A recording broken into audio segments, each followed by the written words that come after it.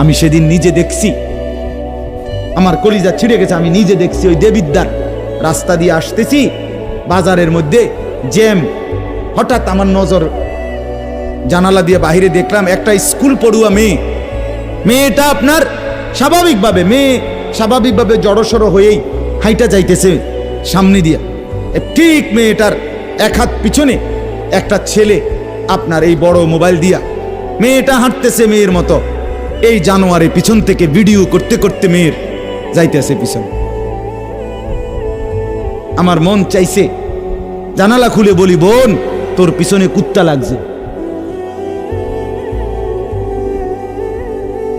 তোর পেছনে কি লাগছে?